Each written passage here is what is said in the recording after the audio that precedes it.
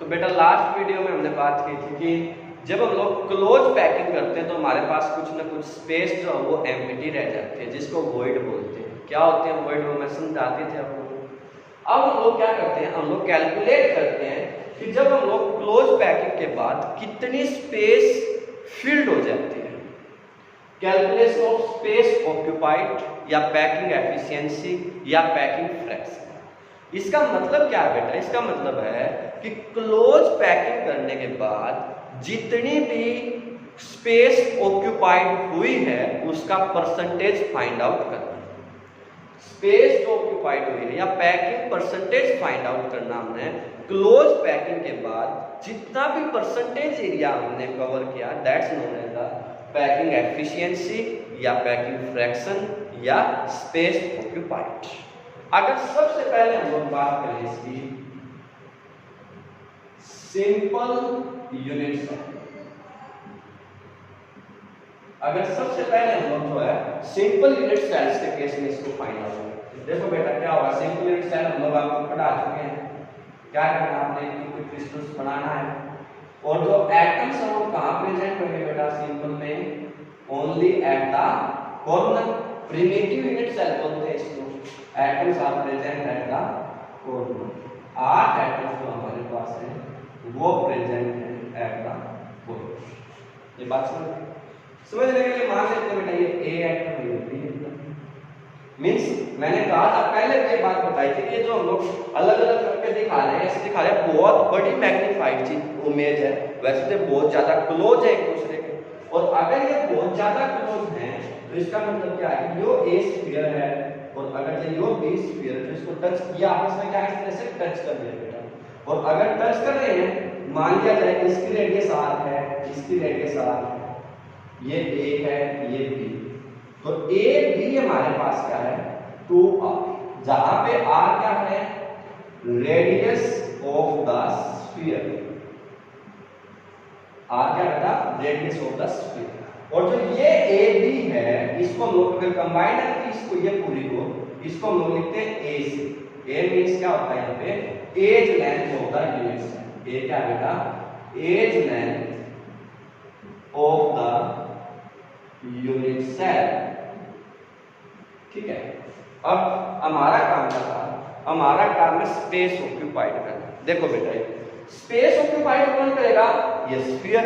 Means जितनी volume इन sphere की form में हमारे पास आएगी उसको अगर हम लोग वॉल्यूम ऑफ क्यूब से डिवाइड करते हैं, बड़ा स्फीयर किसमें है क्यूब में, तो वॉल्यूम ऑफ स्फीयर को अगर हम लोग वॉल्यूम ऑफ क्यूब से डिवाइड करते हैं तो हमने जो चाहिए वो आ जाएगा, स्पेस ऑक्यूपाइड हमारे पास आ जाएगा। तो आप लोग क्या करेंगे, पहले आप लोग इनकी वॉल्यूम कैलकुलेट करिए, फिर उनको डिवाइड करिए, आपके पास क्या आ जाएगी पैकिंग एफिशिएंसी। क्लियर। सबसे पहले क्या करेंगे, number of atoms per unit cell. अब number of atom per unit cell में क्या है बेटा, आपको पता है सिंपल है, सिंपल का कंट्रीब्यूशन होता है 1/8 और 8 कॉर्नर पे प्रेजेंट होते हैं। It means that 1। तो इसका मतलब जो number of atoms per unit cell वो क्या है 1। इसका मतलब एक साइड पे एक जो एटम्स को क्लोज पैकिंग में यूज हुआ है। क्लियर। अब यहां से इस बात को देखिए बेटा, जो ए बी एज लेंथ थी वो a के बराबर भी और 2r के बराबर। ये बात समझ लेना। अगर हम लोग volume of the cube find out करें, वॉल्यूम ऑफ द क्यूब, तो वो सबको पता है क्या होती है a की क्यूब, और a क्या बेटा 2r की cube means 8r cube, 8r cube. इतनी बात समझ गए। वॉल्यूम ऑफ द क्यूब क्या है बेटा 8r क्यूब। इतनी बातें सबको करिए ना। अगर हम लोग जो वॉल्यूम ऑफ द स्फीयर निकालें, वॉल्यूम ऑफ द स्फीयर जो क्लोज पैकिंग में यूज हुए हैं, क्या होते हैं बेटा volume of the sphere 4/3 r cube. और एक एटम प्रेजेंट है, एक atom present means volume of sphere, पर एक स्फीयर को एक से गुणा कर दीजिए means answer is same 4/3 r cube. हमारा काम क्या है बेटा स्पेस ऑक्यूपाइड निकालना। हमारा काम क्या है स्पेस ऑक्यूपाइड। और स्पेस ऑक्यूपाइड की जो डेफिनेशन है वो क्या बताई आपने, जो वॉल्यूम ऑफ द स्फीयर उसको क्या करो, वॉल्यूम ऑफ द क्यूब से डिवाइड करो। Means volume of the sphere by volume of the cube.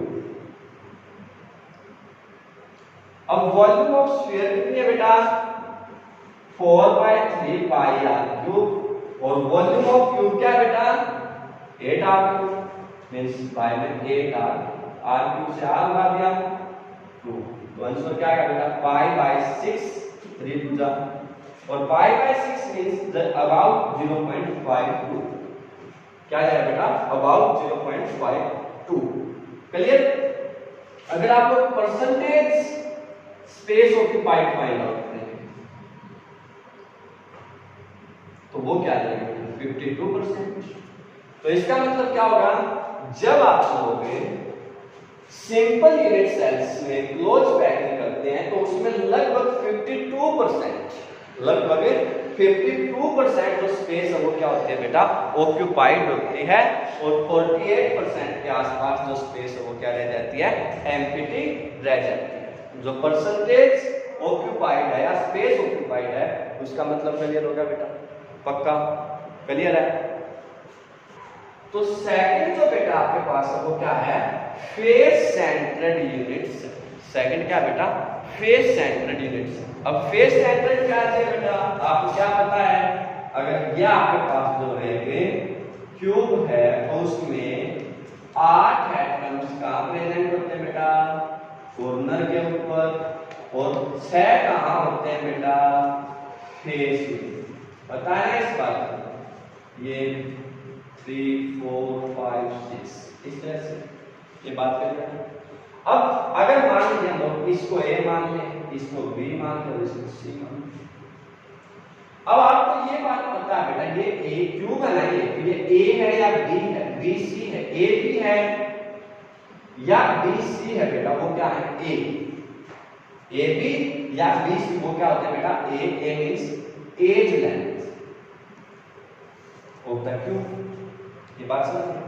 और अगर आप इस AC को निकालें, इसको मिला देते हैं, अब क्यूब आपको पता है हर एक जो राइट एंगल पे होता है, इसका मतलब जो ये ABC है, ट्रायंगल ABC है, वो एक राइट एंगल ट्रायंगल है, और राइट एंगल ट्रायंगल है तो इसका मतलब AC स्क्वायर इसके बराबर होगा बेटा AB square plus BC square, और AB स्क्वायर क्या है, A स्क्वायर, और BC स्क्वायर भी क्या है, B square. It means 2A square is equal to AC square, या AC is equal to √2A। जो AC है बेटा वो क्या जाएगा, √2A। क्लियर। और अगर मैं इसको स्फीयर में समझूं, मान लीजिए A स्फीयर है बेटा, ये बीच में जो भी स्फीयर था ये वाला फेस सेंटर और ये C वाला, तो अगर इसके सेंटर से ये A है, ये इसका सेंटर है C, तो अगर हम लोग इसको मिलाएं तो ये क्या है R, ये R, ये R और ये R। तो इट मींस दैट जो AC हमारे पास है वो किसके बराबर है, 4R के बराबर है। जो AC है वो किसके बराबर है बेटा, 4R के बराबर है। ये भी AC है, ये भी AC है, बराबर होने चाहिए। इट मींस दैट √2A किसके बराबर होगा, 4R। A is equal to क्या आएगा, 4/√2R। ये बात बताइए बेटा, आपको समझ में आई कि नहीं आई, यहां तक की बातें क्लियर है सबको। अब क्या करना है, आपको कैलकुलेट करिए number of atoms per unit cell, number of atom per unit cell. अब क्या करेंगे, फेस सेंटर आपको पता है 1/8 कॉर्नर का कंट्रीब्यूशन, 8 कॉर्नर के होते हैं, 1/2 फेस का कंट्रीब्यूशन, 6 फेस होते हैं। अगर इनको हम लोग कट करते हैं बेटा तो 4 एटम्स होते हैं। मींस 4 स्फीयर यूज किए जाएंगे for the close packing in FCC। अगर आपको निकालने में बेटा वॉल्यूम ऑफ द स्फीयर, तो वो तो आपको पता 4/3 पाई आर क्यूब होती है, लेकिन क्योंकि 4 एटम्स यूज हुए हैं, ये तो एक ही थी, आपको निकालने क्लोज पैकिंग के, तो 4 it means that 16/3 pi r cube. It means that 16/3 pi r cube. Clear. और अगर हम लोग निकालें बेटा वॉल्यूम ऑफ द क्यूब, तो हमें पता है a की क्यूब, और a की वैल्यू क्या बेटा 4√2/r, इट मींस 4/√2r की क्यूब। 4 का क्यूब 64/2√2 हो जाएगा r, तो इट मींस दैट 32 या अगर 32/√2r क्यूब। क्लियर। और अगर आप लोगों ने बेटा स्पेस ऑक्यूपाइड निकालनी है, स्पेस ऑक्यूपाइड, तो वो किसके बराबर होगी बेटा, जो भी वॉल्यूम आपके पास है of the sphere by volume of cube, volume of sphere by volume of cube.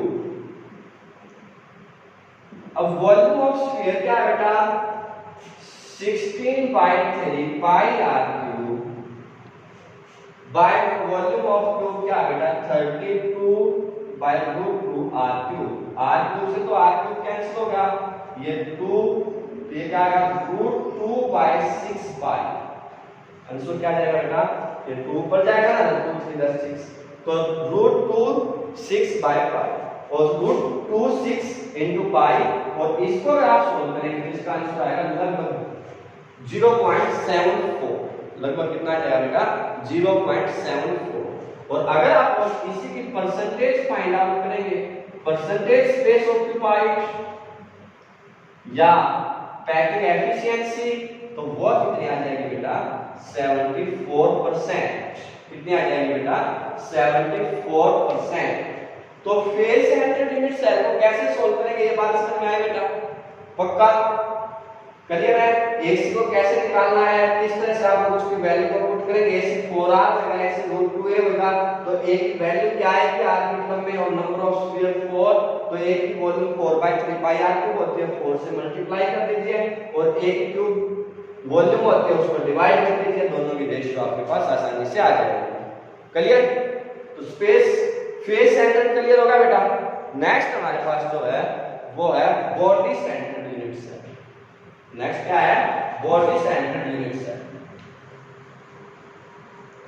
तो body centred unit cell, body centred unit cell में क्या करते हैं बेटा, स्टोरी आपको पता है पहले, अगर जो 8 एटम्स है वो कहां होते हैं, कॉर्नर के ऊपर प्रेजेंट होते हैं, और एक जो एटम होता है वो कहां पे होता है, at the centre of the body. तो 8 एटम्स आपके पास क्या होंगे बेटा, ये कॉर्नर के ऊपर प्रेजेंट होंगे, और एक एटम्स कहां है, सेंटर ऑफ द बॉडी। अब देखो बेटा इस डायग्राम को अच्छे से देखेंगे सभी, ठीक है। तो ये क्या है A, ये क्या था B, ये क्या था C, ये मान लिया B। इसको अगर हम मिलाते हैं और इसको इसमें मिला लेते हैं, अब देखो बेटा AB, BC या CD, ये सभी तो क्या है A, edge length of the cube. बात समझ गए बेटा, पक्का, इसमें तो कोई डाउट नहीं है। अगर हम लोग AC स्क्वायर निकाल लें तो AC स्क्वायर किसके बराबर आएगा बेटा, AB square plus BC square. It means A square plus A square two A square. ये किसमें था, ट्रायंगल ABC में। अब अगर हम लोग ट्रायंगल ACD ले लें, दिख गया ना ACD, इसको ले लें ट्रायंगल ACD में क्या होगा बेटा AD square.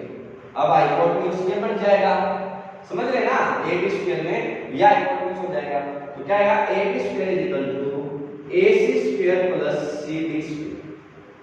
AD square is equal to क्या जाएगा AC square plus CD square. अब AC स्क्वायर की वैल्यू क्या बेटा 2A स्क्वायर और CD क्या A square. It means that 3A square. ये किसकी वैल्यू आ गई AD square. It means that AD किसके बराबर आएगा √3a। AD की वैल्यू क्या है बेटा √3a। इतनी बात समझ में आई है नहीं आई है, ये बात तो क्लियर है सबको। अब देखो इस AD को देखिए बेटा, ये अगर A है, ये स्फीयर बॉडी सेंटर्ड है, ये D, ये क्या है A, ये है D। अगर हम लोग इनको मिलाएंगे बेटा तो ये क्या होगा, ये R है, ये R है, ये R है, ये R। It means that AD जो हमारे पास वो 4r के बराबर भी है। AD किसके बराबर है बेटा? 4r के बराबर भी है। तो we can say that r यहाँ पे क्या था? Radius of the sphere. r क्या बेटा? Radius of the sphere. तो इट मींस दैट √3a किसके बराबर है? 4r, या a इज इक्वल टू क्या है? 4r bye √3। a किसके बराबर आ गया बेटा? 4r bye √3। क्लियर? अब क्या करेंगे? नंबर ऑफ एटम्स निकालेंगे, number of atoms per unit cell. क्या है बेटा? क्या है ये? Body centre. अब बॉडी सेंटर में 1/8 कॉर्नर का कंट्रीब्यूशन होता है मल्टीप्लाई बाय 8 और अकेला बॉडी सेंटर होता है। इट मींस इस अगर इसको कैंसिल भी करते हैं तो 1 + 1 = 2। समझ गए? अगर हम लोग वॉल्यूम ऑफ स्फीयर निकालेंगे, वॉल्यूम ऑफ स्फीयर वो आपको पता 4/3 πr³ होती है, लेकिन यहां पे क्या हो रहा है? 2 एटम्स यूज हो रहे हैं। तो it means that 2 volumes 2 atoms की वॉल्यूम को यूज करना पड़ेगा आपने। 2 × 4/3 πr³। It means that 8/3 πr³। 8/3 πr³ that's the volume of sphere. Clear? तो वॉल्यूम ऑफ क्यूब अगर आप लोग निकालेंगे बेटा, वॉल्यूम ऑफ क्यूब वो क्या है? a क्यूब, और a इसके बराबर है बेटा 4r बाय √3 की क्यूब। 4 की क्यूब 64, 3√3r³। क्लियर? और अगर स्पेस ऑक्युपाइड आप लोग निकाल लेंगे बेटा, तो वो क्या आएगा? Volume of sphere by volume of cube, और वॉल्यूम ऑफ स्फीयर है बेटा 8/3 πr³ divide by 64, 3√3r³। r³ से r³ उठ गया, 3 से 3 8। तो ये कितना आ जाएगा बेटा? √3 π/8। क्या जाएगा बेटा? √3 π/8। और अगर आप लोग इसको सॉल्व करेंगे तो इसका आंसर आएगा लगभग 0.68। इसका आंसर क्या जाएगा बेटा? लगभग 0.68। तो यहां से जो परसेंटेज स्पेस ऑक्युपाइड होगा, वो परसेंटेज स्पेस ऑक्युपाइड क्या बेटा? 68%। जो परसेंटेज स्पेस ऑक्युपाइड होगा बेटा वो कितना आ जाएगा? 68%। बात समझ गए बेटा? तो how to calculate the packing efficiency या स्पेस ऑक्युपाइड, बात क्लियर? एग्जाम में क्वेश्चन आया है, एनसीईआरटी में क्वेश्चन होता है, वो क्या है कि आप बताइए, अरेंज करिए पैकिंग एफिशिएंसी के अकॉर्डिंग। बॉडी जो है बॉडी सेंटर्ड यूनिट सेल है, फेस सेंटर्ड यूनिट सेल और सिंपल यूनिट सेल है, तो उनको पैकिंग एफिशिएंसी के अकॉर्डिंग अरेंज करिए। तो क्या कहेंगे बेटा? सबसे ज्यादा किसकी होती है? फेस सेंटर्ड यूनिट सेल, फिर किसकी होती है? बॉडी सेंटर्ड यूनिट सेल, और फिर सिंपल यूनिट सेल। समझ गए? ये डायरेक्ट क्या है? एनसीईआरटी का क्वेश्चन है। आप सबको पता है ये वीडियो जो है सबके लिए बहुत ज्यादा महत्वपूर्ण होगी। जो अभी +2 में है वे उनके लिए भी, और क्योंकि ये बात कंफर्म है जिनका पेपर भी +2 का रुका हुआ है वो पेपर केमिस्ट्री का पक्का होगा। तो इसलिए इन वीडियो को सभी बच्चे बहुत ध्यानपूर्वक देखें, चाहे आप +2 के एग्जाम देने वाले हैं या अभी +2 में हुए हैं, ये सब के लिए जो क्या है बहुत ज्यादा महत्वपूर्ण है। तो इन वीडियो को ज्यादा से ज्यादा देखें, ज्यादा से ज्यादा बच्चों से शेयर करें।